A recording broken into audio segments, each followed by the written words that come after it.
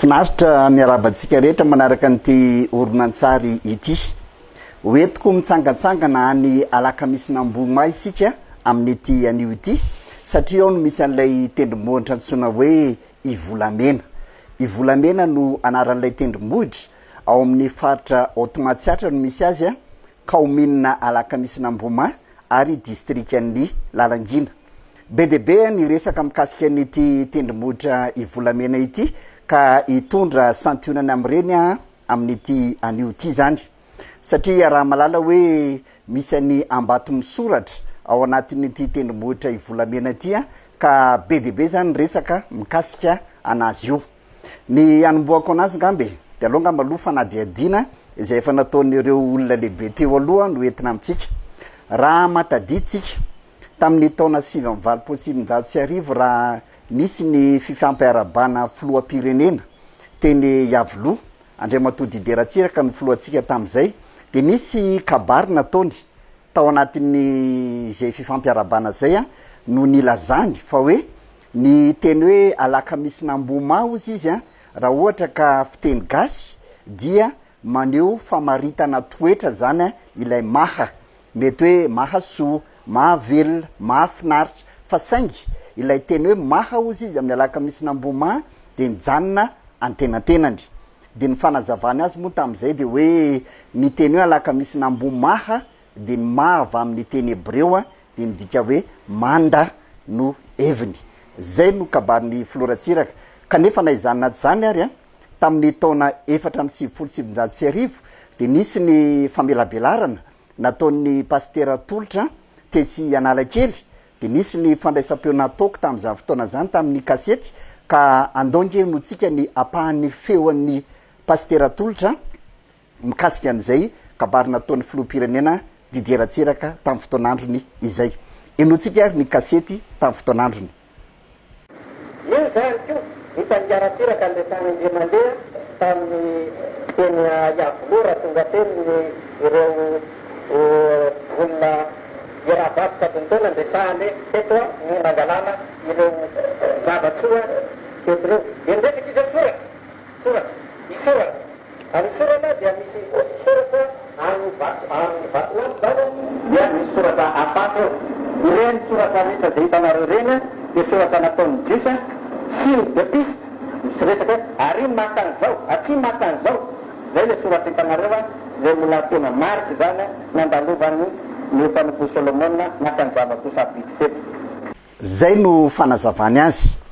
Dia mbola i pastera tolotra ihany koa no nivahiny tao amin'ny fandarana anankiray tao amin'ny TVM zany dia hoe ny tany sy lanitra.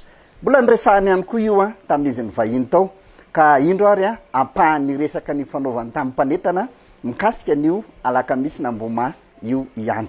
Raha tsika aloha zay santionana oronan-tsary kely zay.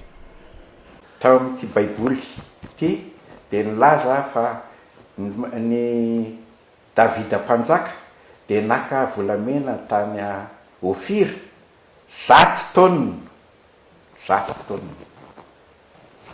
Solomona mpanjaka 13 taonina. 13 taonina zany ny niraisina teto. Ary io ange le misy soratra ange anamarinana zany le soratra eo alakamisy namboma ery ambony ery ianona sy ianona mangady volamena ao ananina. Pastora Zafindratsimba tao amin'ny fikambana mampely baiboly malagasy namaky ny voalohany. Angay izy tena soratra hebreo? Proto-hebraïque io. Zany hoe mbola desifrena zany izy io vao fantatra ny hevitra tiany teneniny. Dia efa zany hoe pastor zany no nahita azy. Zay no fanazavany. Misy moa zany ny milaza fa ireo soratsoratra hitantsika eto ambaton'ny soratra ireo dia teny tranainy izy ireo. Tsy tena hoe teny hebreo fa maro moa zany no milaza hoe teny somariana, sasany milaza hoe teny fenisiana sy ny sisa fa dia hoe soratra zany no nandraisan'ny maro. Ary raha fitiniko ny voalaza teo dia hoe ireo soratra ireo zany dia manondro toerana misy eto amin'ity nosika ty izay misy ny arena. Signe de piste moa nilazany azy teo zany hoe soratra manondro hoe raha mila volamena ianao dia atsy ny lalana izorana, raha mila vatsoa tahaka izatsina tahaka izaroa ianao a de atsy ny lalana izorana. Zay zany a ny filazan'ireo nanao fanadihadiana ireo. Tato arina koa de nisy ny vahiny pikaroka zany tonga taty amintsika taty, de tonga ihany koa izy a rehefa nareny resaka rehetra mikasika an'io soratra eo alakamisy namboma io de malasa koa izy niazakazaka ny dodidodina katy amintsika iresaka hoe inona ny zava-misy marina nitona ny fitaovana rehetra izy a ary nanao ny fanadihadiana. Pai science reo olona reo a ary avy any France izy.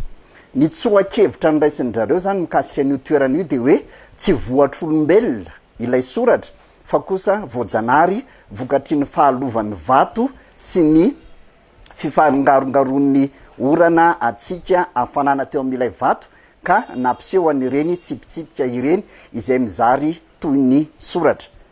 Fanadihadiana ihany koa zay, zany hoe zay zany vokatry ilay hoe fiovaovan'ny toe-batan'ilay vato na tonga andre tsipitsipika reo, ary no amariny moa zany tamin'izay fotoana zay a ny fisin'ireto soratsoratra tsipitsipika maro isan-karazany ireto.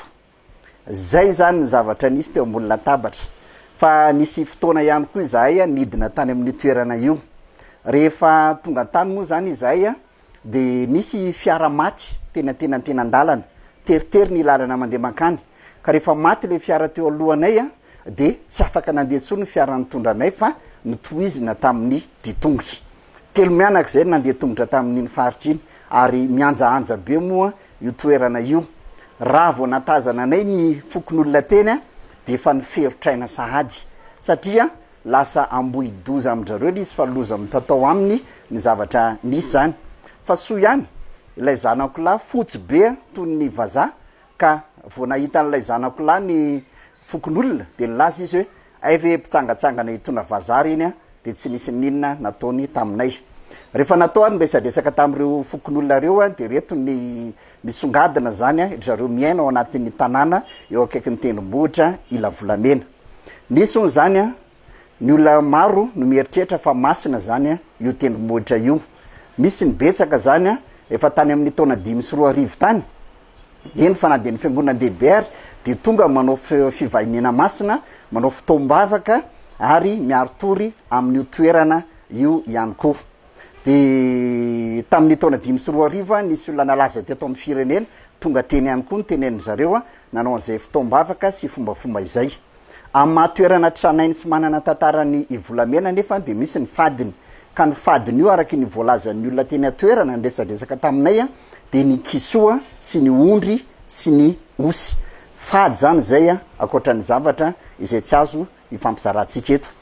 Dia io toerana io ohatra tamin'ny taona 2004 de nisy ramatoa nahita fahitana avy aty Antananarivo izy no nandeha nidina tany ary ny fahitana hitany de hoe milevina sy miafina ao amin'ny toerana io zany ny fiaran'ny fanekena izay no batabatain'ny zanak'Israely tamin'ny fotoan'androny.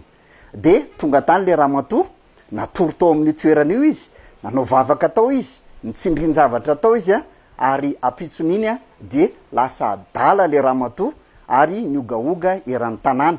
Ny fokon'olona no nanatitra azy teny amin'ny manam-pahefana taona 2004 zay.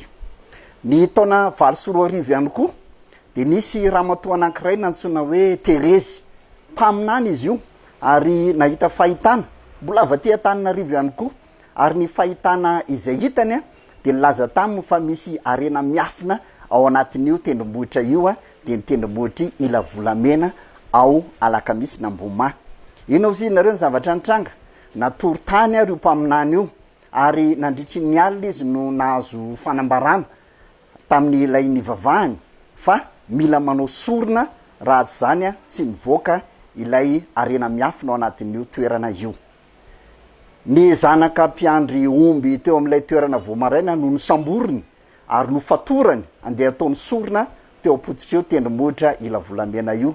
So ihany fa kingy le kely ary afaka nitsoka aniantso ny fokon'olona de ny fokon'olona no nisambotra n'ilay ramatoa ary nanolotra azy ny manam-pahefana.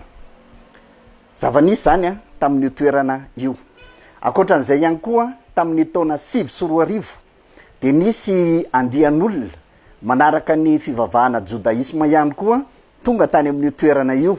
ny zavatra nataony zareo ndray de hoe anao sorona ondry ka ondry mainty sy ondry fotsy no netiny zareo atao sorona amin'ny toerana io fa raha vao nahita an'izany ny fokon'olona satria fady ondry ny tanàna de raikitra ny fanenjehana sy ny sakoroka soa fa tsy somaty tsisy naratra fa tafaporitsaka ireo olona nitondra ondry saika atao sorona tena amin'io toerana io tahatara be ho an'ny tanàna manodidina ny fisian'ny ila volamena kanefa na izany naty zany de toerana manan-kasina manana ny ajiny ary manana ny hasiny manokana ho an'ny mponina eto amin'ity toerana ity zany ity toerana eto alakamisy Namboma ity zay no zava-misy mikasika an'io toerana io makasitraka indrindra.